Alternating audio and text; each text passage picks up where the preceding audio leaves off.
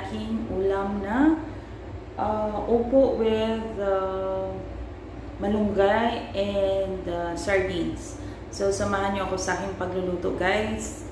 Okay? So, ito yung aking mga ingredients dyan po, guys. Ito na yung aking, madami siya actually. So, konti lang ilalagay natin. Malunggay leaves. And then, we have here some upo. So, linisan natin to, guys, ang upo.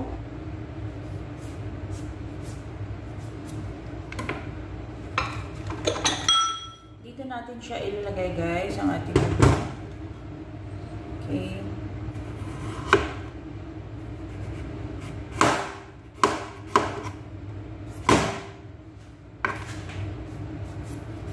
Wala po ako actually kamatis, guys. Nakalimutan ko, pero okay na rin yun.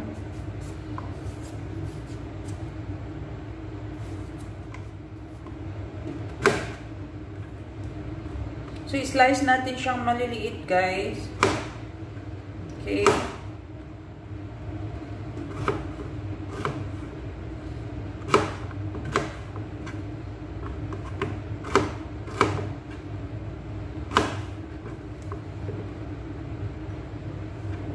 Kasi kahapon, bumili pa ako, guys, ng sardinas. Kaya yan po.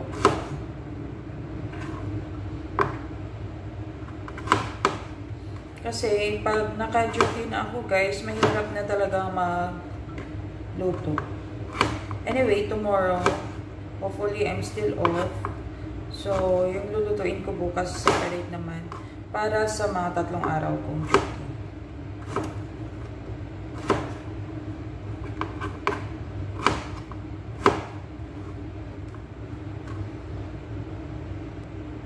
Then, ito yung ating onions at garlic, guys. Linisan muna natin at hugasan.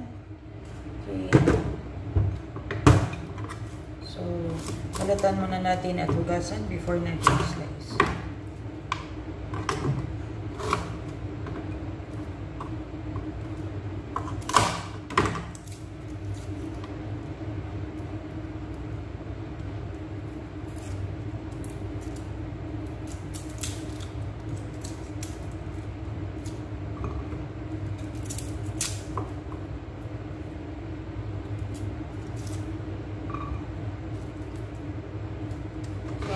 Hugasan muna natin.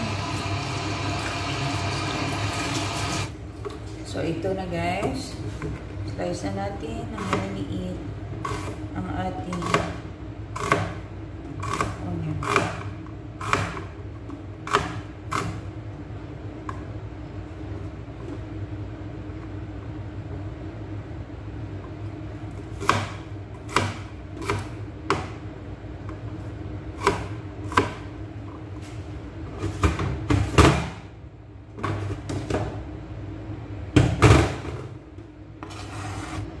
Ayaw ko lang talaga sa onions kasi nagluwa talaga pag magluluto.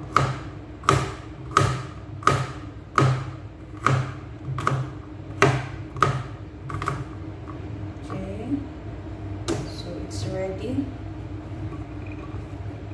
Ito na yung ating ingredients, guys. And of course, malunggay. Yung malunggay natin, konti lang ilagay natin dito. So, meron tayo ditong sardinas, 555.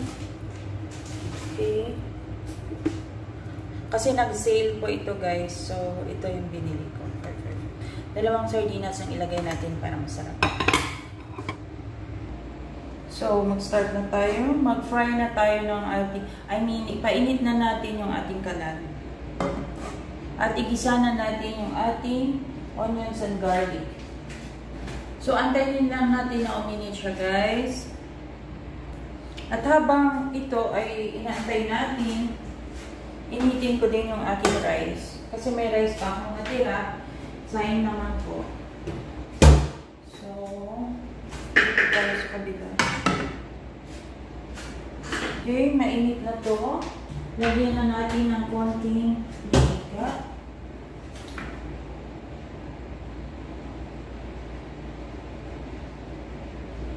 din, lagyan natin ng konti na. Lagay na natin yung ating onion.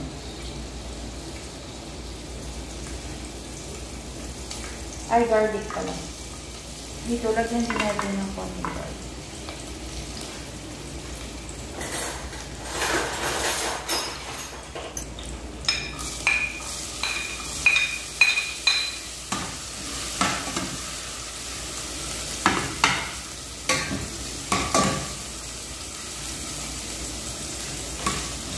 So, halo-haloin lang natin, guys. Yan, ilagay na natin ang ating sardinas.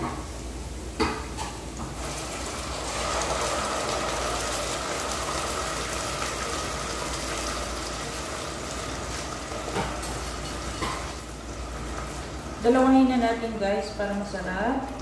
At dagdagan na lang natin yung ating malunggay.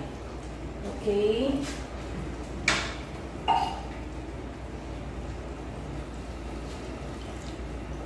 Dagdagan natin ng water. Yan. Hindi lang masyadong madami. Yan. Pag kumulo na siya, titikman na natin. And isusunod na natin yung ating upo. And of course, yung malunggay. So, antayin lang natin siyang kumulo, guys. Takpan muna natin siya. Okay.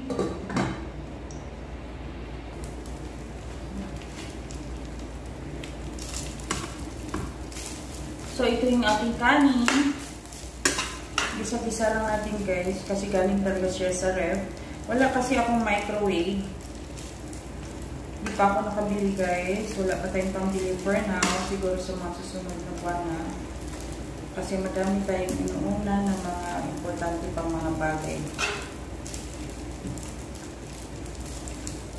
So, yan. Kasi sayang naman ang rice kung itatapon natin, di ba?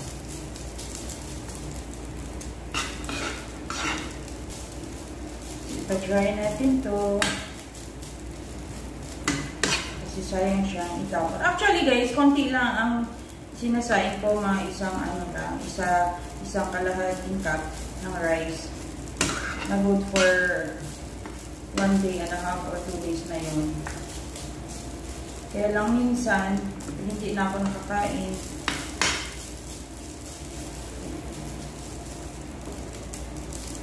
So yan, ipa-dry lang natin ang ating rice. I mean, ipaano siya para mainit lang siya.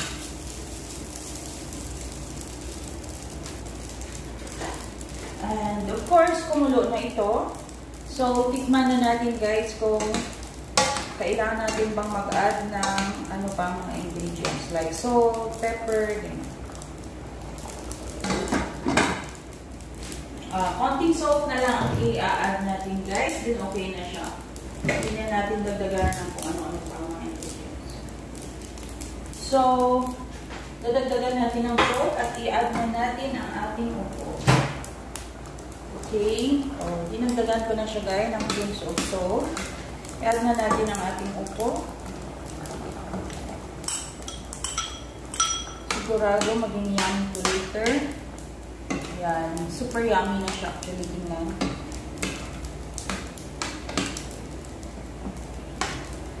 Tingnan lang natin. Pag kumulo na ito ulit, ilalagay na natin ang ating malunggay.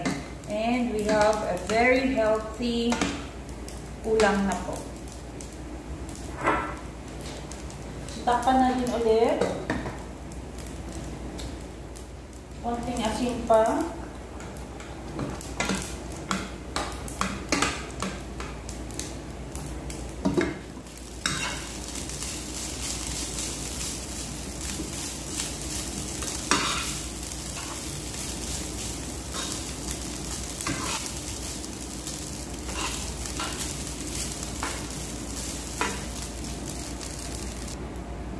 Yan, guys, kumulo na siya, pero hindi pa to ano yung kanyang upo.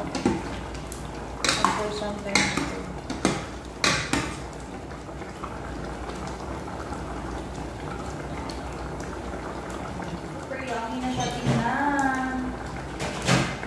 natin ulit.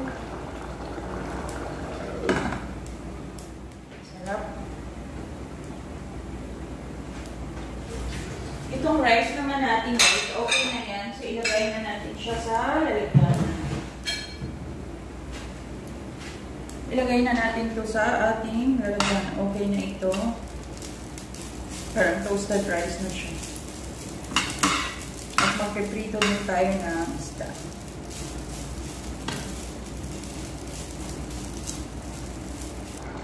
Now, it's time to add our malunggay.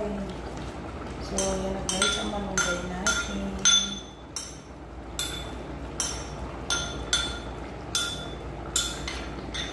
Masustansya yung ating ulam today.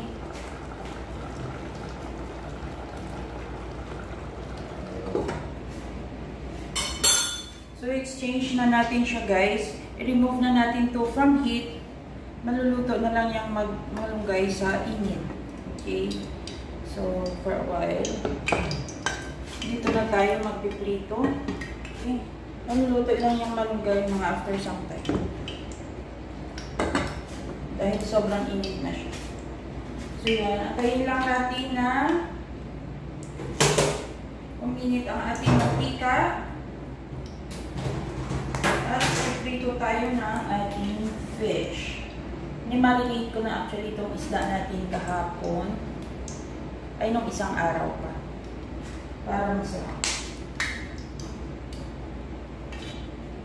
I think mainit na siya. Ilagay na natin ang ating fish.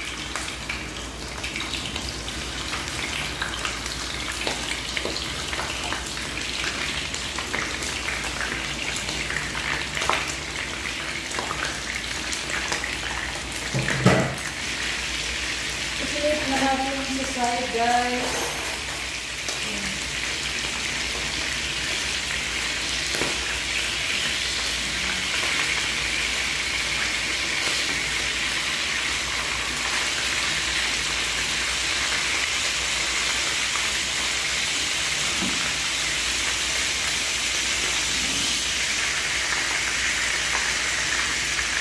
So, okay kung siya guys. Kunin na natin. Kunti pa pala.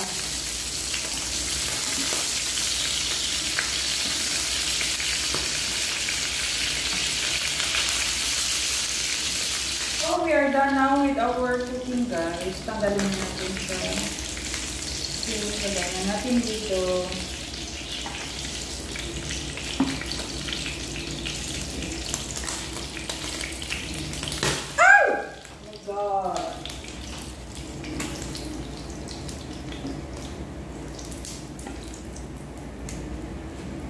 So guys, ito na yung ating ulam for lunch.